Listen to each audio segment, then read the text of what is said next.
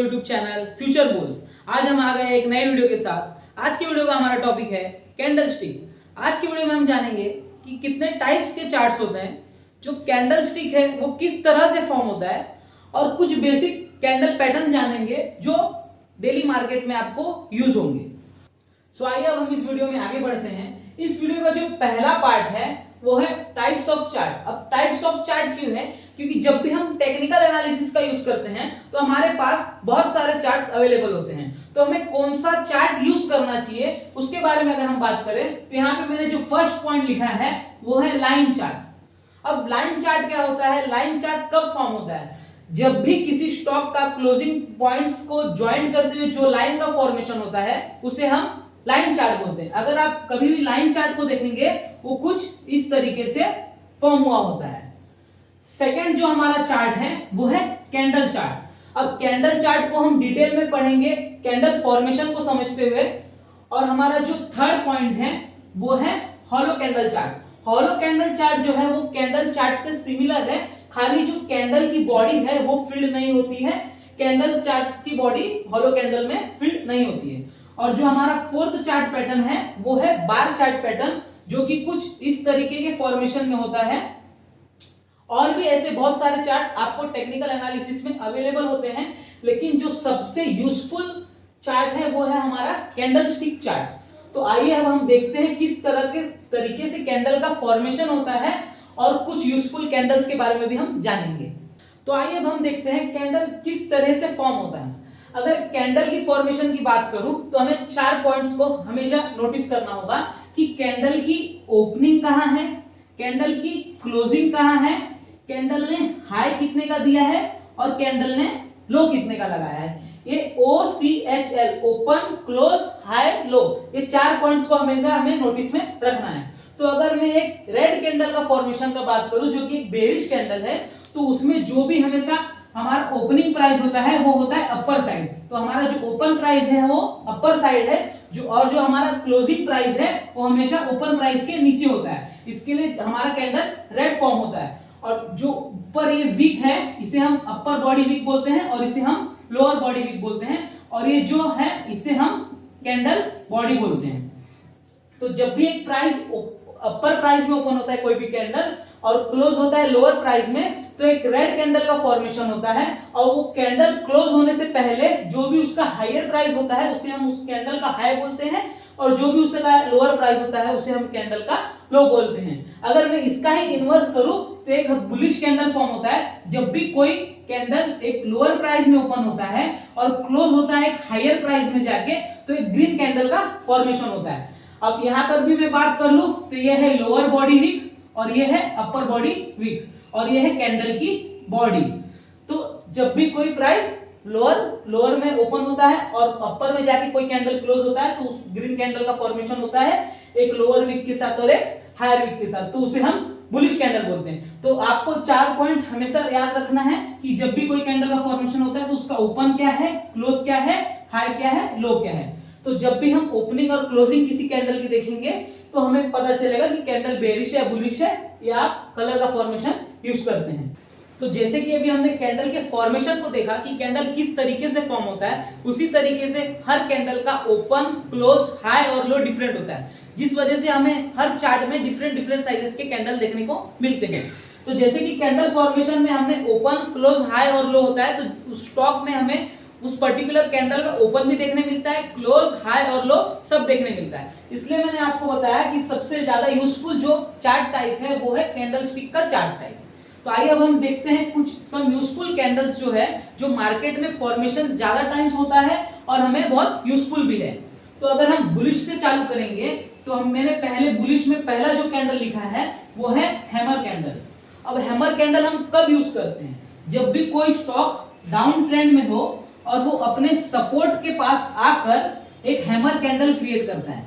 अब hammer candle कैसे create होता है? अगर उसने इस पॉइंट पे अपना ओपन प्राइस दिया और ओपन प्राइस के ऊपर उसका जो क्लोजिंग प्राइस है वो ऊपर हुआ, और जो लो है वो नीचे की वीक है, और जो हाई प्राइस है वो क्लोजिंग के बराबर है, तो जो लोअर वीक है वो बहुत ज्यादा है। तो इससे ये देखा जाता है कि स्टॉक जो था वो डाउन ट्रेंड में था सपोर्ट पे आके एक हैमर कैंडल का क्रिएशन हुआ, जिस वजह से जो बायर्स थे वो एक्टिवेट हुए और जो ये लोअर वीक है वो बहुत ज्यादा बड़ी बनी, जिस वजह से हमें एक बुलिश सिग्नल मिलता है और इसमें ज्यादा ये चांसेस होते हैं कि यहाँ पर से स्टॉक रिवर्स हो जाए। अगर हम इसी का सेम देखेंगे बेरिश साइड में, तो बेरिश साइड में हम देखते हैं अगर कोई भी स्टॉक अप ट्रेंड में हो और वो अपने रेजिस्टेंस के पास जाकर एक इन्वर्टेड हैमर टाइप क्रिएट करता है, यानी कि उल्टा हैमर अगर क्रिएट करता है अपने रेजिस्टेंस पे, यानी कि जो भी स्टॉक अप ट्रेंड में था उस समय सेलर्स एक्टिवेट हुए और अपर यहाँ पर अपर बॉडी वीक ज्यादा बनी, तो ज्यादा चांसेस है कि स्टॉक डाउन ट्रेंड में आ जाएगा। अगर मैं सेकंड बुलिश कैंडल के बारे में बात करूं तो मैंने यहाँ पर लिखा है बुलिश एनगल्फिंग। अभी ये भी एक ऐसा कैंडल है जब भी कोई स्टॉक डाउन ट्रेंड में आता हो और अपने सपोर्ट के पास एक बड़ी ग्रीन कैंडल का फॉर्मेशन हो, अपने सपोर्ट के पास एक बड़ी ग्रीन कैंडल का फॉर्मेशन हो जो कि उसका प्रीवियस कैंडल हो या रेड हो या ग्रीन हो, उसे पूरा एनगल्फ कर जाए, तो वो भी एक सिग्नल होता है कि सपोर्ट पे से ट्रेंड रिवर्स हो सकता है, यहाँ पर आप अपसाइड का ट्रेड ले सकते हैं। सेम अगर मैं यहाँ पर बेरिश एनगल्फिंग की बात करूं तो जब भी कोई भी स्टॉक अप ट्रेंड में हो और वो अपने रेजिस्टेंस पर आकर एक बेरिश एनगल्फिंग कैंडल का फॉर्मेशन करे, जो कि प्रीवियस कैंडल को, जो बेरिश एनगल्फिंग कैंडल के पहले जो फॉर्म हुआ है उसे पूरा एनगल्फ कर जाए, तो इसमें भी चांसेस होते हैं कि यहाँ से ट्रेंड रिवर्स हो जाए और स्टॉक डाउन साइड ट्रेड होने लगे। और अगर मैं थर्ड बुलिश कैंडल की बात करूं जो कि मैंने लिखा है मारुबुजु कैंडल, तो अभी कैंडल में आप एक स्पेशलिटी देखेंगे कि इसमें क्या स्पेशलिटी है कि मैंने यहाँ पर जो भी अपर बॉडी वीक है या लोअर बॉडी वीक है नहीं बनाई है। अब ऐसा क्यों? ये पावरफुल कैंडल भी माना जाता है इसलिए क्योंकि जो इसका स्टॉक प्राइस, जब हम बोलते हैं कैंडल ओपन हुआ है इस प्राइस पर, लेकिन इसने कोई भी लो नहीं लगाया है और जो ये क्लोज हुआ है वो हुआ है इस प्राइस पर, तो इसमें ना तो अपर बॉडी वीक है ना तो लोअर बॉडी वीक है। इसका मतलब क्या है, इस कैंडल ने जहां ओपनिंग दी वही इसका लो था, उसके नीचे ये आया नहीं, और जहां पर इसने क्लोजिंग दिया वो उसका हाई पॉइंट था, उसके ऊपर वो गया नहीं। तो एक बड़ी बिग ग्रीन कैंडल जब फॉर्म होती है तो उसे हम मारुबुजु कैंडल बोलते हैं। और इसे हम किस तरीके से यूज करते हैं, जब कोई भी स्टॉक डाउन ट्रेंड में हो और वो अपने सपोर्ट पर आए और सपोर्ट पर आके ऐसी ग्रीन कैंडल हमें देखने मिले जिसमें वीक ना हो, उसे हम मारुबुजु कैंडल बोलते हैं। तो सपोर्ट पर जब भी बुलिश मारुबुजु कैंडल बने ग्रीन कलर की, तो वो ज्यादा चांसेस है कि स्टॉक रिवर्स हो जाए। और जब भी सेम अगर हम बेरिश मारुबुजु की बारे में बात करेंगे, इसमें भी जो ओपन प्राइस है वो अपर साइड होता है और जो क्लोजिंग प्राइस वो डाउन साइड होता है, इसमें भी हमें वीक देखने नहीं मिलता। तो जो हमारा ओपनिंग प्राइस है वो हाई के बराबर है, जो हमारा क्लोजिंग प्राइस है वो लो के बराबर है। तो इसे भी हम सेम तरीके से यूज करते हैं, जैसे कि कोई भी स्टॉक जब अप ट्रेंड में हो और वो अपने रेजिस्टेंस पर आकर एक बेरिश मारुबुजु कैंडल का फॉर्मेशन करे, तो वहां पर भी ज्यादा चांसेस है कि वो स्टॉक रिवर्स कर जाएगा। तो जैसा कि हमने बुलिश और बेरिश कैंडल्स के बारे में देखा, तो अगर मैं न्यूट्रल कैंडल की तरफ जाऊं तो न्यूट्रल कैंडल में पहला कैंडल जो हमारा डोजी।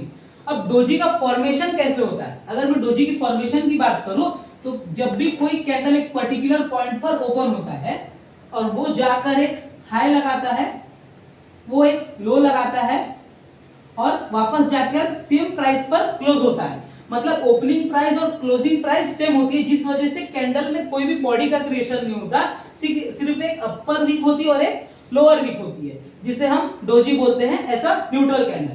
अब इस कैंडल को हम यूज कहां करते हैं, मान लीजिए अगर कोई भी स्टॉक अप ट्रेंड में है और अप ट्रेंड में जाते हुए उसने एक डोजी का फॉर्मेशन यहां पर कर दिया।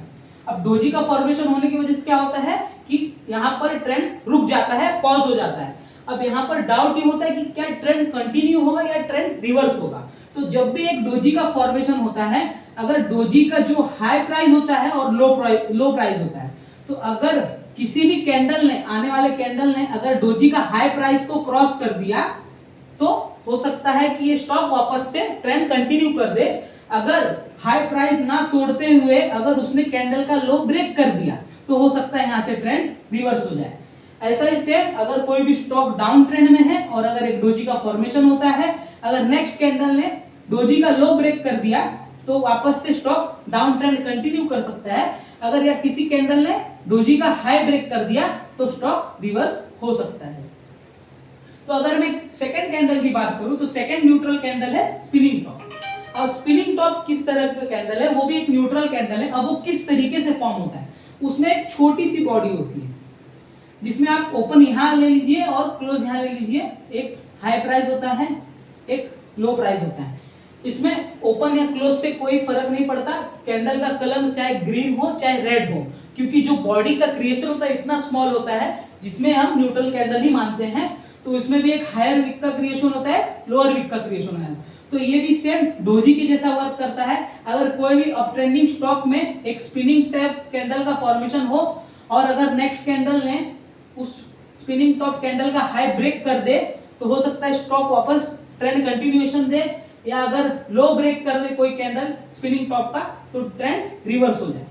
तो इसी तरीके से अगर कोई स्टॉक डाउन ट्रेंड में है, एक स्पिनिंग टॉप कैंडल का फॉर्मेशन हो रहा है, अगर नेक्स्ट कैंडल इस कैंडल के लो को ब्रेक कर दे तो स्टॉक ट्रेंड कंटिन्यूएशन दे सकता है, या अगर हाई तोड़ दे तो स्टॉक रिवर्स हो सकता है। तो इस वीडियो में हमने क्या देखा, टाइप्स ऑफ चार्ट्स के बारे में देखा, कैंडल्स किस तरीके से फॉर्म होता है, बुलिश कैंडल्स, बेरिश कैंडल्स और न्यूट्रल कैंडल्स। अगर कैंडल्स के बारे में मैं आपको एक बेसिक इंफॉर्मेशन दूं, तो जब भी आप कैंडलस्टिक पैटर्न्स को यूज कर रहे हैं, कैंडलस्टिक चार्ट को यूज कर रहे हैं, तो जो भी टाइम फ्रेम पे आप यूज कर रहे हैं, तो जितना हायर टाइम फ्रेम पे आप यूज करेंगे तो उसकी विनिंग प्रोबेबिलिटी बहुत ज्यादा होती है, और जितने लोअर टाइम फ्रेम में आप उस कैंडल्स को यूज करेंगे तो उसकी विनिंग प्रोबेबिलिटी बहुत ज्यादा लो होती है। तो अगर आप कोई भी स्टॉक को जहां जिस तरीके से ट्रेड कर रहे हैं, अगर आप स्विंग ट्रेड कर रहे हैं, इंट्राडे ट्रेड कर रहे हैं, आप पोजिशनल ट्रेडिंग कर रहे हैं, तो आप जिस टाइम फ्रेम में वो कैंडल को देख रहे हैं, वो टाइम फ्रेम भी डिपेंड करता है कि वो स्टॉक का जो विनिंग प्रोबेबिलिटी है या फिर वो ट्रेड का आपका जो विनिंग प्रोबेबिलिटी है वो कहां तक होगा। सो आई होप आपको ये वीडियो अच्छा लगा होगा। अगर आपको ये वीडियो अच्छा लगा तो वीडियो को लाइक करिए, चैनल को सब्सक्राइब करिए। इस वीडियो में से आपको कौन सा पार्ट ज्यादा इंटरेस्टिंग लगा उसे कमेंट में जरूर बताइए, और आपको नेक्स्ट वीडियो किस टॉपिक पे चाहिए वो भी हमें कमेंट में जरूर बताइए। अब हम आपको मिलेंगे अपने नेक्स्ट वीडियो में, तब तक के लिए थैंक यू।